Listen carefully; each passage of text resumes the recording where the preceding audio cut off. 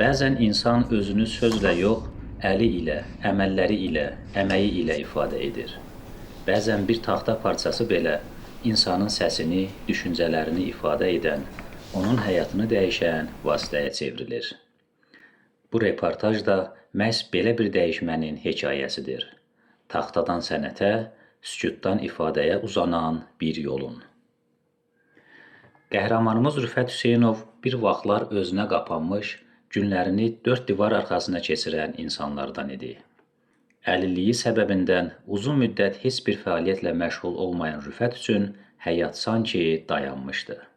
Əvvəllər mən həmişə özümə qapanırdım. Bu əlilliyi olan insanlara da mənim sözüm odur ki, heç kim özünə qapanmasın. Yəni ki, yaşamaq lazımdır.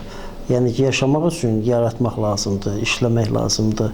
Həyatında dönüş nöqtəsi Dost İnklüziv İnkişaf və Yaradıcılıq Mərkəzi ilə tanışlıqdan sonra başladı. Sənətə gəlməyimin səbəbkarı da mənim Asif müəllim olubdu. Yəni ki, taxta oyma işi ilə məşğul idi. Yəni məni də çağırdı ki, yəni ki, gəlib sən də öyrənə bilərsən. Mən də getdim, öyrəndim. Sağ olsun, yəni ki, Dost İnklüziv İnkişaf Yaradıcılıq Mərkəzinin rəhbərliyi, yəni bizim üçün orada hər şəraiti yaratdılar. Bir vaxtlar taxta üzərində oyma işini öyrənən Rüfət bu gün artıq öyrədəndir. O, Bərdədə yerləşən Qarabağ Dost evində təlimçi kimi fəaliyyət göstərir. Əlilliyi olan insanlara da sözüm budur ki, yəni ki, dövlətin bizə yaratdığı bu, belə deyək də, mərkəzlərdən istifadə eləsin. Yəni ki, gələcəkdə özlərinə yer tapsınlar. Necə ki, yəni ki, mən gedib Dost İnkişaf Yaradıcılıq Mərkəzində oyma işi ilə məşğul oldum. Benefisiar kimi. İndi şükürlər olsun ki, yəni ki, mən də özümü doğrultdum. Yəni, bura göndərdilər, Qarabağ Dost evinə göndərdilər təlimçi kimi. İndi mənim özümün benefisiarlarım var.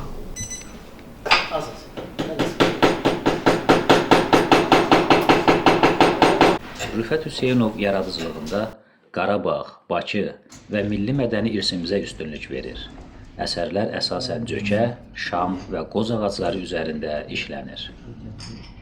Taxta işlə işləyirik. Bizdə indi hal-hazırda cökədir, şamdır və qoz ağacından olur da. Yəni ki, qoz ağacından işləyirik. Amma bizdə işləmək üçün ən yaxşısı cökə ağacıdır. Yəni ki, cökə ağacında həm biraz yumuşaq olur, yəni üstündə işləmək də asan olur da, oymaq işi də asan olur. Hal-hazırda bu düşünən adam eləyirəm. Bu bütöv taxtadan olubdur. Gördüyünüz kimi belə bütöv taxtadan olubdur. Sadəcə bunu yonmuşam, indi də hal-hazırda üstündə işləyirəm. Yəni ki, hazırlayıram ki, sonra bunu cilalayam. Cilalayandan sonra bu yaxşıca bir dənə iş olsun. Bu işdə, bu oyma sənətində işləmək mənə elə bir ki, mənəvi rahatlıq gətirir. Onun üçün də mən bunu işləyirəm. Yəni ki, öz fikirlərimi, öz yaddaşımda olanları, yəni taxta üzərinə işləyirəm ki, yəni ki, əsər kimi qalsın. Bizdə belə bir fikir var ki, yəni ki, atma, yarat, sat. Yəni fikirləşirsən ki, bu bir dənə taxta parçasıdır. Bu taxta parçasından hər şey eləmək olar. Atma, yarat, sat. Rüfət Hüseynovun həyat fəlsəfəsi də elə budur. Çünki bəzən bir parça taxta da insanın taleyini dəyişməyə yetir.